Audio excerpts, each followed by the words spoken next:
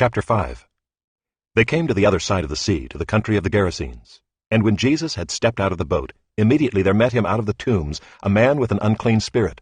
He lived among the tombs, and no one could bind him any more, not even with a chain, for he had often been bound with shackles and chains, but he wrenched the chains apart, and he broke the shackles in pieces. No one had the strength to subdue him. Night and day among the tombs and on the mountains he was always crying out and cutting himself with stones. And when he saw Jesus from afar, he ran and fell down before him, and crying out with a loud voice, he said, "What have you to do with me, Jesus, Son of the Most High God? I adjure you by God, do not torment me." For he was saying to him, "Come out of the man, you unclean spirit." And Jesus asked him, "What is your name?" He replied, "My name is Legion, for we are many." And he begged him earnestly not to send them out of the country. Now a great herd of pigs was feeding there on the hillside, and they begged him, saying, "Send us to the pigs, let us enter them."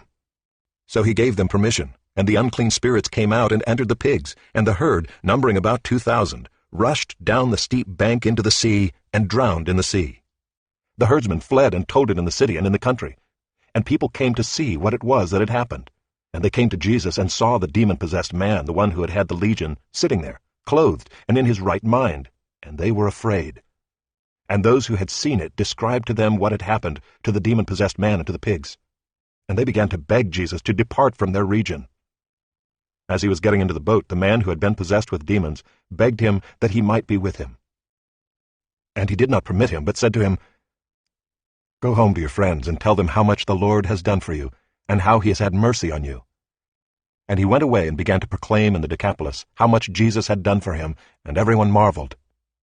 And when Jesus had crossed again in the boat to the other side, a great crowd gathered about him, and he was beside the sea. Then came one of the rulers of the synagogue, Jairus by name, and seeing him, he fell at his feet and implored him earnestly, saying, "My little daughter is at the point of death. Come and lay your hands on her, so that she may be made well and live." And he went with him. And a great crowd followed him and thronged about him.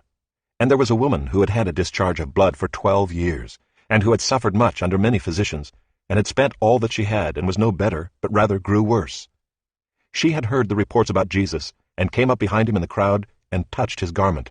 For she said, "If I touch even his garments, I will be made well." And immediately the flow of blood dried up, and she felt in her body that she was healed of her disease. And Jesus, perceiving in himself that power had gone out from him, immediately turned about in the crowd and said, "Who touched my garments?" And his disciples said to him, "You see the crowd pressing around you, and yet you say, 'Who touched me?'" And he looked around to see who had done it. But the woman, knowing what had happened to her, came in fear and trembling, and fell down before him, and told him the whole truth. And he said to her, "Daughter, your faith has made you well. Go in peace, and be healed of your disease." While he was still speaking, there came from the ruler's house some who said, "Your daughter is dead. Why trouble the teacher any further?" But overhearing what they said, Jesus said to the ruler of the synagogue, "Do not fear, only believe." And he allowed no one to follow him except Peter and James and John the brother of James. They came to the house of the ruler of the synagogue, and Jesus saw a commotion, people weeping and wailing loudly. And when he had entered, he said to them, "Why are you making a commotion and weeping? The child is not dead, but sleeping." And they laughed at him. But he put them all outside, and took the child's father and mother, and those who were with him, and went in where the child was. Taking her by the hand, he said to her, "Talitha cumi," which means, "Little girl, I say to you, arise." And immediately the girl got up and began walking, for she was 12 years of age, and they were immediately overcome with amazement. And he strictly charged them that no one should know this, and told them to give her something to eat.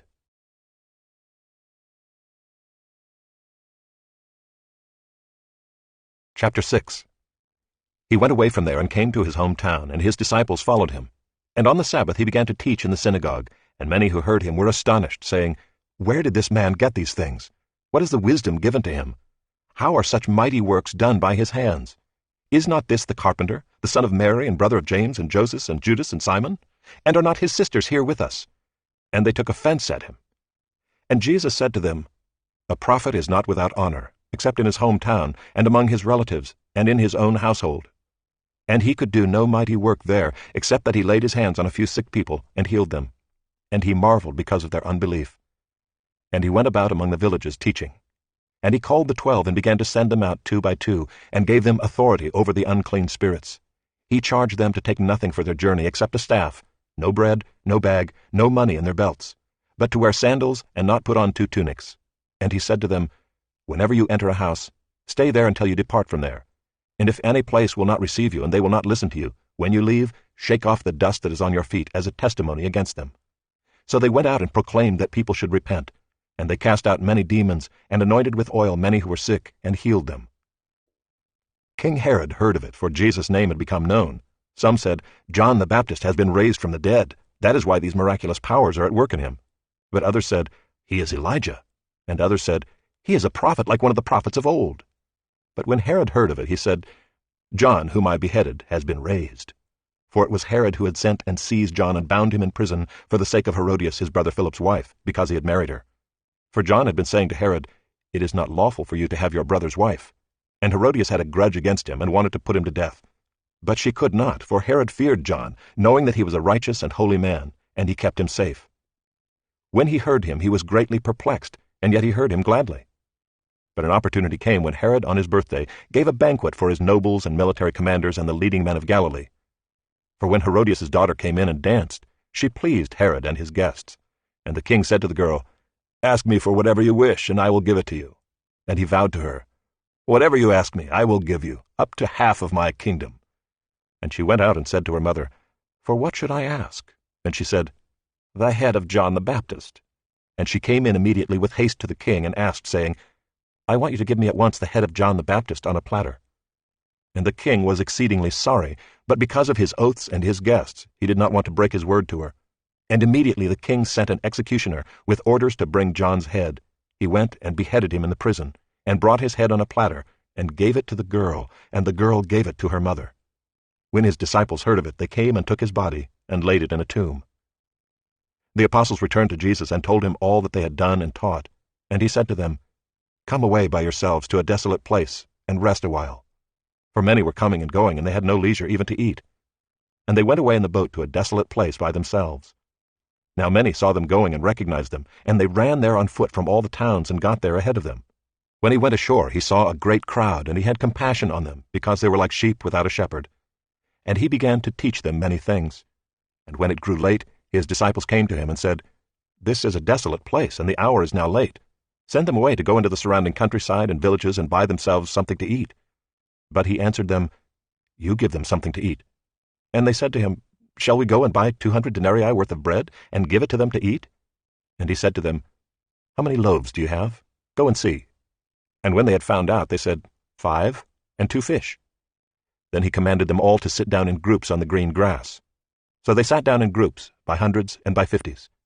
And taking the 5 loaves and the 2 fish, he looked up to heaven and said a blessing, and broke the loaves and gave them to the disciples to set before the people.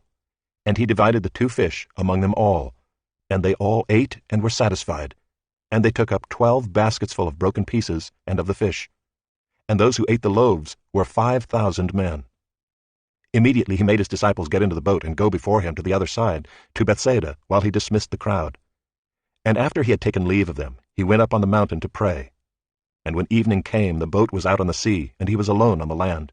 And he saw that they were making headway painfully, for the wind was against them. And about the 4th watch of the night he came to them, walking on the sea. He meant to pass by them, but when they saw him walking on the sea, they thought it was a ghost, and cried out, for they all saw him and were terrified.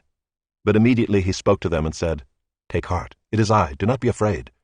And he got into the boat with them, and the wind ceased. And they were utterly astounded, for they did not understand about the loaves, but their hearts were hardened. When they had crossed over, they came to land at Gennesaret and moored to the shore. And when they got out of the boat, the people immediately recognized him and ran about the whole region, and began to bring the sick people on their beds to wherever they heard he was.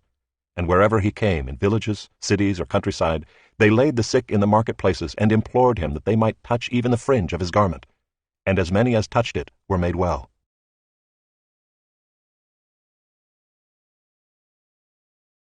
Chapter 7. Now when the Pharisees gathered to him with some of the scribes who had come from Jerusalem, they saw that some of his disciples ate with hands that were defiled, that is, unwashed. For the Pharisees and all the Jews do not eat unless they wash their hands properly, holding to the tradition of the elders. And when they come from the marketplace, they do not eat unless they wash. And there are many other traditions that they observe, such as the washing of cups and pots and copper vessels and dining couches. And the Pharisees and the scribes asked him, "Why do your disciples not walk according to the tradition of the elders, but eat with defiled hands?" And he said to them, "Well did Isaiah prophesy of you hypocrites, as it is written, 'This people honors me with their lips, but their heart is far from me. In vain do they worship me, teaching as doctrines the commandments of men. You leave the commandment of God and hold to the tradition of men.'" And he said to them, "You have a fine way of rejecting the commandment of God in order to establish your tradition. For Moses said, 'Honor your father and your mother,' and whoever reviles father or mother must surely die. But you say, 'If a man tells his father or his mother, whatever you would have gained from me is Corban, that is, given to God,' then you no longer permit him to do anything for his father or mother, thus making void the word of God by your tradition that you have handed down. And many such things you do."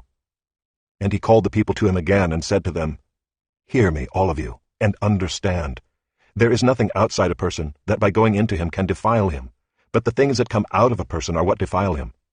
And when he had entered the house and left the people, his disciples asked him about the parable. And he said to them, "Then are you also without understanding? Do you not see that whatever goes into a person from outside cannot defile him, since it enters not his heart, but his stomach, and is expelled?"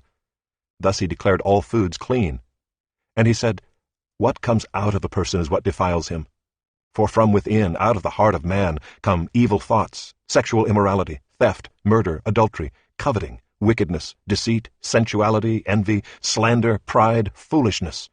All these evil things come from within, and they defile a person."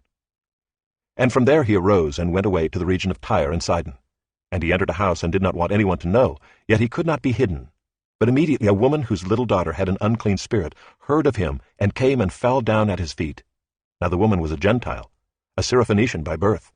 And she begged him to cast the demon out of her daughter. And he said to her, "Let the children be fed first, for it is not right to take the children's bread and throw it to the dogs." But she answered him, "Yes, Lord, yet even the dogs under the table eat the children's crumbs." And he said to her, "For this statement you may go your way. The demon has left your daughter." And she went home and found the child lying in bed, and the demon gone. Then he returned from the region of Tyre and went through Sidon to the Sea of Galilee in the region of the Decapolis. And they brought to him a man who was deaf and had a speech impediment, and they begged him to lay his hand on him. And taking him aside from the crowd privately, he put his fingers into his ears, and after spitting touched his tongue. And looking up to heaven, he sighed and said to him, "Ephphatha," that is, "Be opened." And his ears were opened, his tongue was released, and he spoke plainly. And Jesus charged them to tell no one. But the more he charged them, the more zealously they proclaimed it. And they were astonished beyond measure, saying, "He has done all things well. He even makes the deaf hear and the mute speak."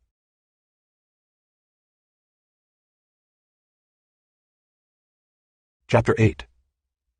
In those days, when again a great crowd had gathered, and they had nothing to eat, he called his disciples to him and said to them, "I have compassion on the crowd, because they have been with me now 3 days and have nothing to eat.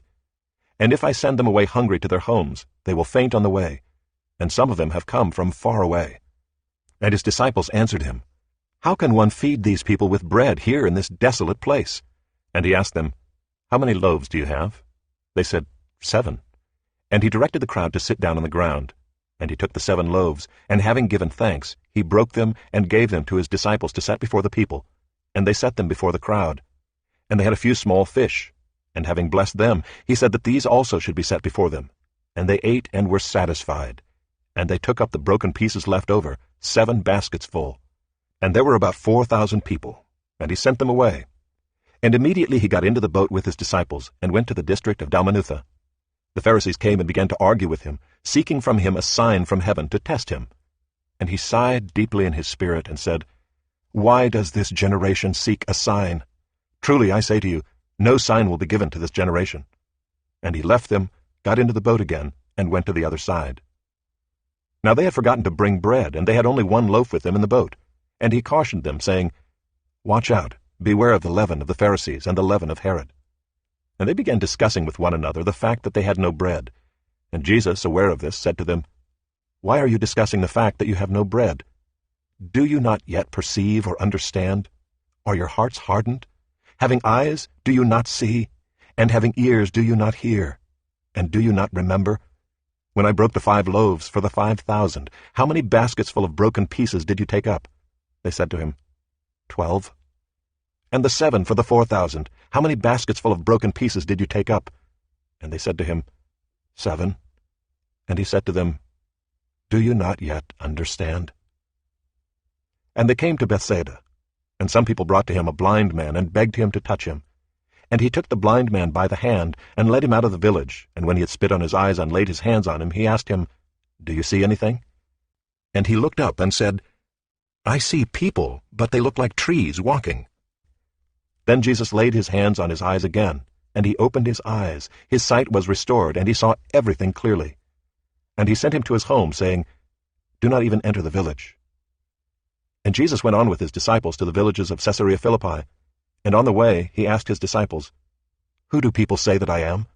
And they told him, John the Baptist, and others say Elijah, and others one of the prophets. And he asked them, But who do you say that I am? Peter answered him, You are the Christ. And he strictly charged them to tell no one about him. And he began to teach them that the Son of Man must suffer many things, and be rejected by the elders, and the chief priests, and the scribes, and be killed, and after 3 days rise again. And he said this plainly. And Peter took him aside and began to rebuke him. But turning and seeing his disciples, he rebuked Peter and said, Get behind me, Satan, for you are not setting your mind on the things of God, but on the things of man. And calling the crowd to him with his disciples, he said to them, If anyone would come after me, let him deny himself and take up his cross and follow me. For whoever would save his life will lose it, but whoever loses his life for my sake and the gospel's will save it. For what does it profit a man to gain the whole world and forfeit his soul? For what can a man give in return for his soul? For whoever is ashamed of me and of my words in this adulterous and sinful generation, of him will the Son of Man also be ashamed when he comes in the glory of his Father with the holy angels.